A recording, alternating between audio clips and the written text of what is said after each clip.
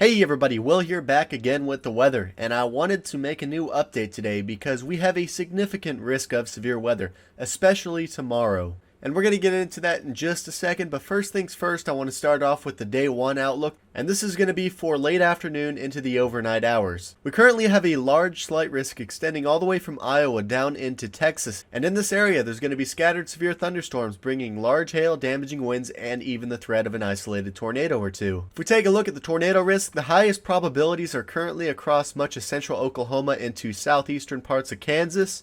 The wind threat extends anywhere from where that slight risk is all the way up from central Iowa down through parts of eastern Kansas through central and eastern Oklahoma into north central Texas. The hail threat is a little bit smaller, but there's still a corridor all the way from north central Texas up into parts of Iowa. We'll take a look at the simulated radar for the afternoon into the evening hours for the severe weather threat. The date and time is above my head right here. As you can see, this is for 4 p.m. this afternoon, and there's not really a whole lot going on yet. But as we go later into the afternoon, into the evening, by 7, 8 o'clock, you can see these storms start to fire up across parts of Kansas into Missouri and Iowa. The initial threat with these is going to be hail. There could be an isolated tornado, but hail should be the biggest threat. As we go into 9, 10, 11 o'clock, you can see these storms really start to get growing. We have this broken line of storms right through here, through north central Texas and south central Oklahoma.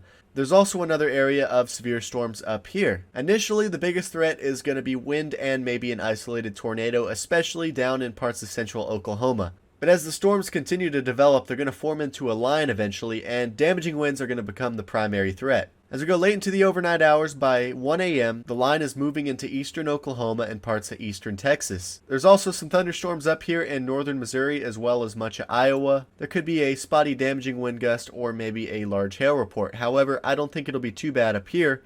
The main focus is going to be down here on this area. With that being said, now we'll switch over and take a look at the day 2 risk. And as you can see here, the Storm Prediction Center has issued a moderate risk for a large area down here. Much of the eastern half of Louisiana, almost all of Mississippi, as well as western parts of Alabama. Baton Rouge, Jackson, Mississippi, Tuscaloosa, Monroe, Louisiana, and Hattiesburg. You guys are all under the gun for severe storms. You guys are all in that moderate risk. However, if you're in this orange and yellow area, you still have a risk for very destructive winds as well as the tornado threat. Hail shouldn't be too much of a threat with this. If we look at the hail risk, there's a very low risk. It is over a big area, but it is very low. So there could be an isolated large hail report somewhere in this area. However, it doesn't look to be too widespread. Now, damaging winds, on the other hand, are not going to be that way. We have this corridor of 45% right through here. That is a high risk for destructive winds. And you can see this black outline right here. That's a hatch risk, meaning winds in excess of 75 miles an hour, which is hurricane force. So I think tomorrow afternoon there's going to be a lot of damaging wind reports.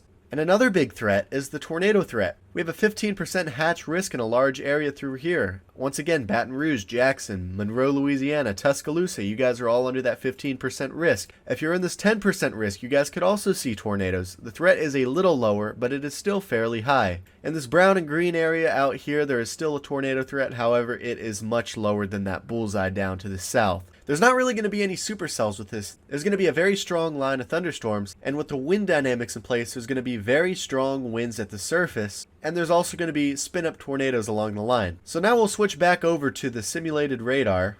And as we go into the morning hours, this line really moves into Arkansas and Louisiana. And as the sun comes up and the atmosphere starts to warm and destabilize, these storms start to strengthen again. And as we go into noon, you can see that line is extending all the way up into Missouri, down through much of eastern Arkansas into parts of Louisiana. And right ahead of this line, damaging winds are a big time threat. Tornadoes are also a pretty big time threat too. There'll be little areas of embedded rotation along this line which could produce some tornadoes, and with the wind dynamics in place, the Storm Prediction Center is mentioning that some of these tornadoes could be in fact strong. And with the speed that this line is moving, some of these could be long track even though they're not on the ground for that long, just because they're moving so fast. As we're going to 1 and 2 p.m., this line really starts to get its act together as it moves into eastern Louisiana, eastern Arkansas, and it starts to move into Tennessee and Mississippi. And you can see there's this very strong squall line, and this is at 3 p.m.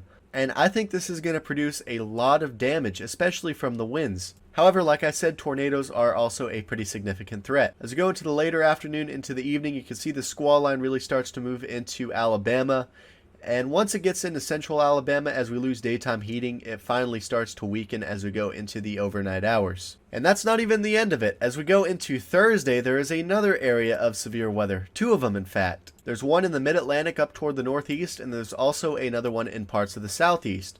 Baltimore, Washington, D.C., you guys are under the slight risk for severe weather. Norfolk, Virginia, Greensboro, you guys are all under the slight risk for severe weather. Tallahassee, Florida, you're also under the threat for severe weather. The main threat with this should be damaging wind gusts. However, a isolated spin-up tornado cannot be ruled out. And if we go back and take a look at the models for Thursday, you can see this decaying line of storms is starting to move into parts of southern Alabama and the Florida Panhandle. And this is where that damaging wind threat is going to exist, as well as the potential for a tornado or two. The storms up in the northeast are going to form a little bit later in the day. As we go into the afternoon hours, you can see those really start to pop off in parts of West Virginia, moving into Virginia and parts of the northeast. So this area down here is going to be impacted in the morning hours. Meanwhile, up here, it's going to be more of an afternoon threat. And finally, I want to take a look at the bigger picture. Here's the storm system right here that's going to produce the severe weather, and that's because there's a big trough right here that's diving to the south, and right ahead of it, these winds are just screaming up to the north. And all this wind is really going to be favorable for severe thunderstorm development. And as you can see, as we go into Wednesday, those storms really start to develop in the south. But meanwhile, on the north, we have a winter weather threat. Anywhere from the Dakotas up into the Great Lakes region, heavy snow, sleet, and ice are all a threat. Especially as we go from Wednesday morning into the afternoon as this low pressure develops. And then this moves out of here, bringing some more heavy snow on the backside to parts of Wisconsin, maybe even parts of Iowa, maybe even as far south as Illinois in some spots. And as we go into the weekend, this moves offshore and things start to calm down again. And right after that, another storm system is going to form, or at least that's what this model is showing. Either way, the signs are pointing to a fairly active weather pattern. Maybe more snow in the northern parts of the United States, maybe some severe weather in the southern parts of the United States. If we look at the snow from this system that's moving through Wednesday into Thursday, we have an area of 1 to 3 inches across much of South Dakota, up into Minnesota, as well as Wisconsin, up into Canada. There could be some isolated spots of up to half a foot if you get under those heavier bands. So that's our two big stories. Snow in the north, severe weather outbreak in the south. I'll go over the timing again one more time. This afternoon into the late evening hours, this area right here, Oklahoma, Texas, up toward Iowa.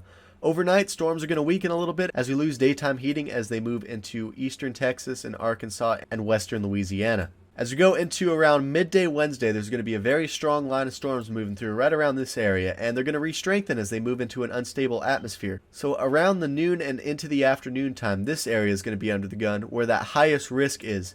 And damaging winds, possibly destructive winds, are possible, as well as significant tornadoes. This isn't going to be a classic supercell event for tornadoes. They're going to be embedded in this line. They're going to be moving very fast, and they're going to be hard to see. So if you get under a warning tomorrow, be sure to take cover, heed those warnings, know where your safe spot is, because these storms are going to mean business. Anyways, if you're still watching, I'm going to finish it up there. Be sure to like and subscribe if you enjoyed. Share to people you know. Let them know what's going on ahead of time. I'll see you guys in the next video. Stay safe, everyone. Have a great day.